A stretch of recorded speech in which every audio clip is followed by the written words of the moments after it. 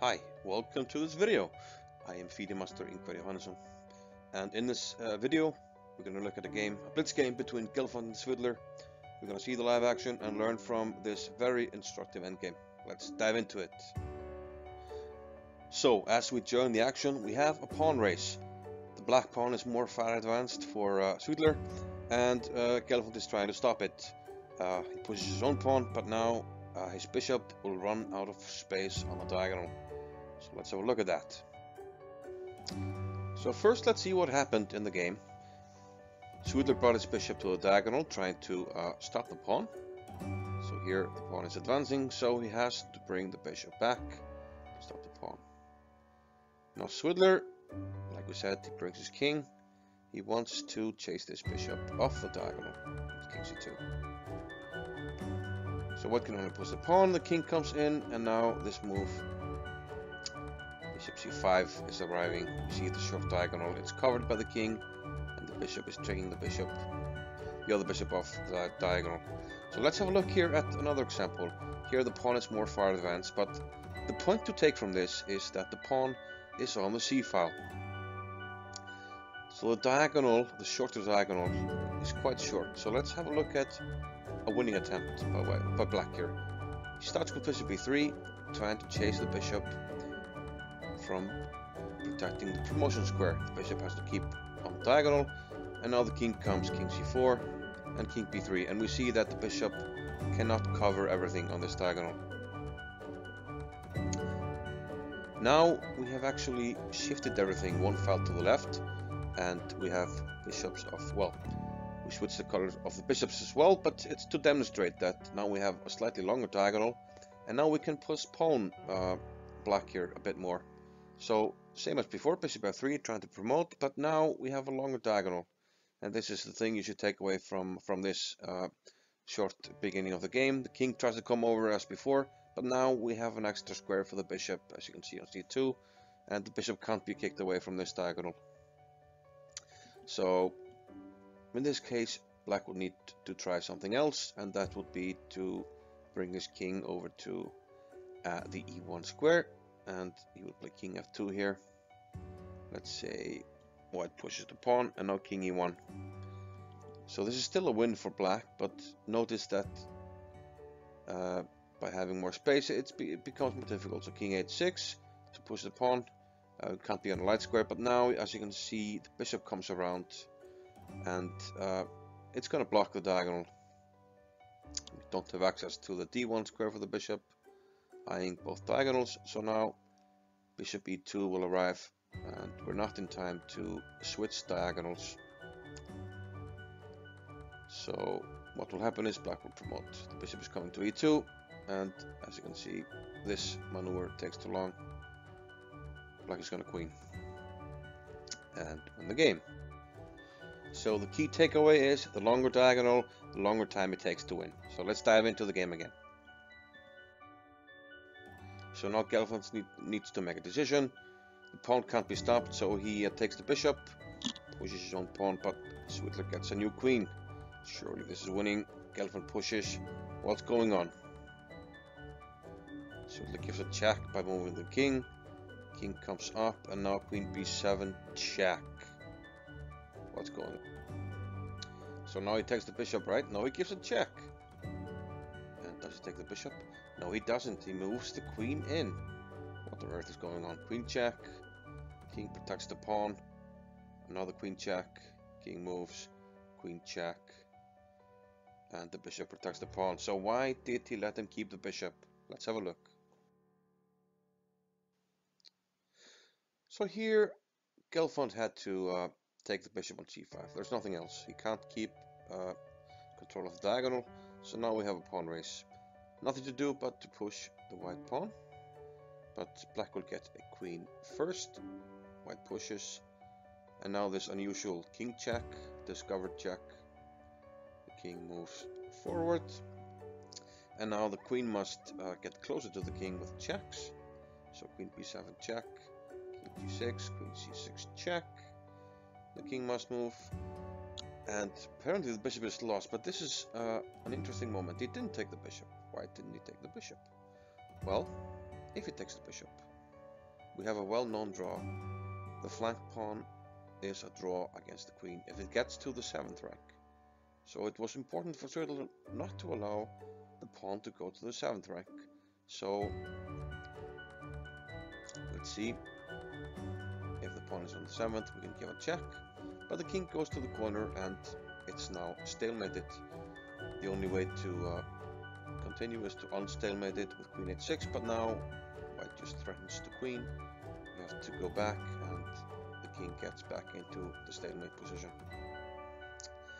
So that's why he didn't take the bishop. So he has to continue here as if the bishop wasn't there. So important not to let the pawn go to the 7th. So we give a few checks. g3, king f7. And in the end, if the bishop wasn't there, white is in trouble because after a few more checks, we move the queen closer in sort of a steeplechase. Now queen h5, and this is a very inconvenient move. If the bishop wasn't there, then king g7 is the only move to protect the pawn. But now queen g5, the king must go to h7 to protect the pawn. The pawn is attacked. And here black can just play a king move, a waiting move. And if the bishop wasn't there, the h6 pawn is simply lost. So a very important maneuver which you can use in other pawn endgames, queen against pawn endgames with the pawns on the 7th to bring a zugzwang. But in the game, bishop f8 was played, queen g5 check, king f7, and let's see again what happened. So rejoining the action, another check. The king must help the pawn, so it moves in. Where does it go? g7, or does it? No, he changes his mind, he goes to g8. Queen check, king g7, and now he brings the king. The pawn comes to h7. What else? Threatening the queen. How does white stop the pawn? Interesting. What does he do? King f5. Wow, let's have a look at this. So let's get up to date. We had some checks, and then the black king was eventually brought in with king e5. The pawn was pushed, and now king f5. Now what does he have in mind? If white were the queen, then we have this beautiful kind of epaulette made here with queen g8, queen g6, sorry.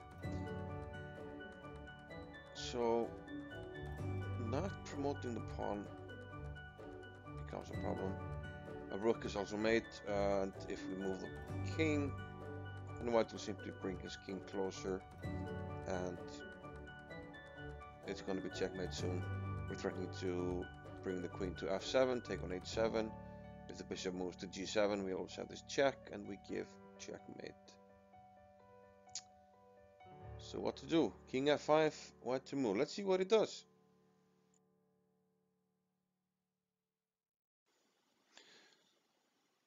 So what will Boris do here against Peter? He brings out a knight. He underpromotes. The knight is covering the mate on g6, so the game goes on.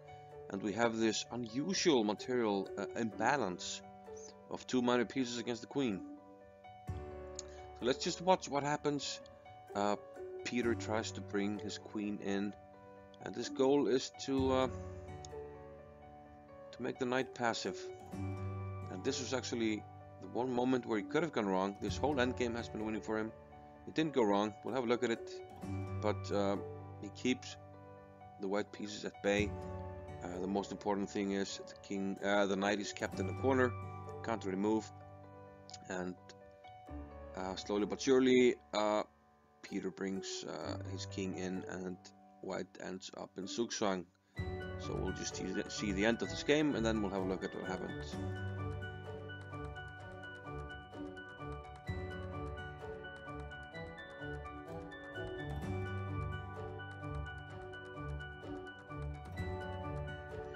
So let's learn something. So we had this mate threat, but Boris parried the threat with h8, promoting to a knight.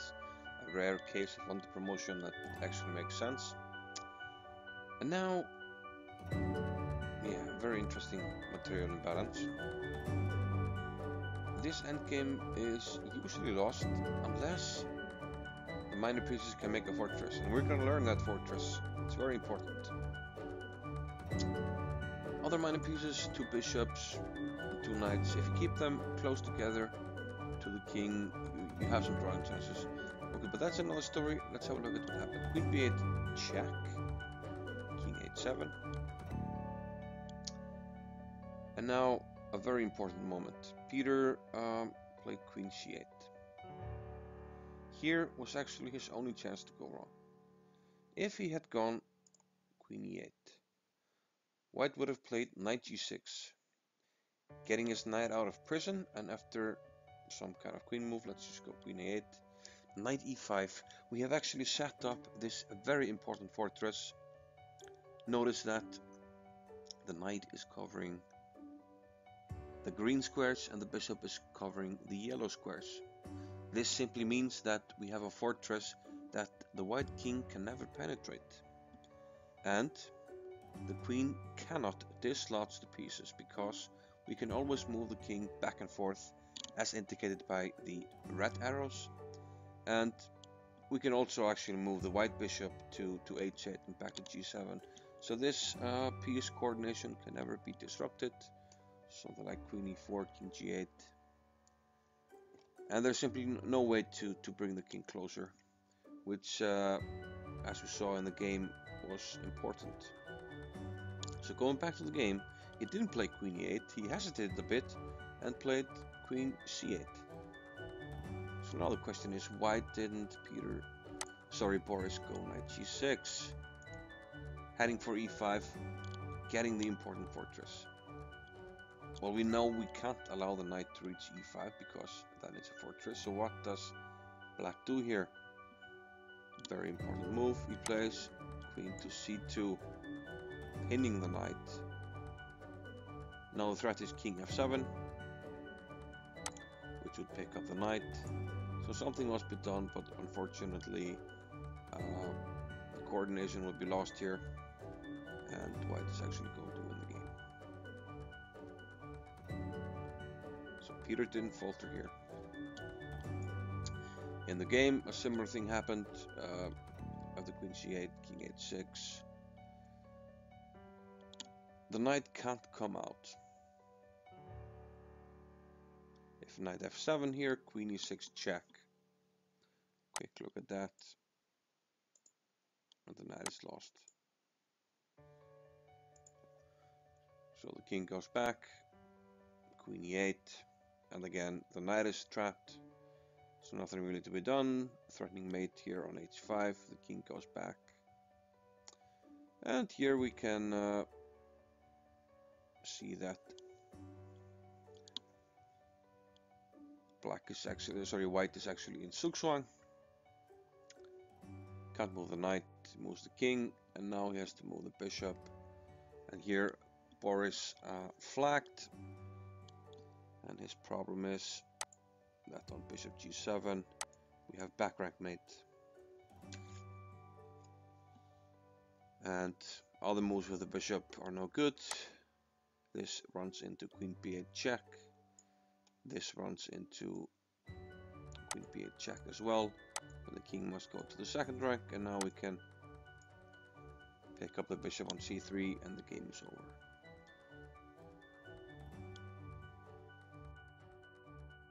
So both an exciting and instructive ending, and what you should pick up from it is well, the length of the diagonal and how you dominate the bishop at first, the importance of the flank pawn in the queen and pawn ending, and finally this very interesting and important fortress in the endgame.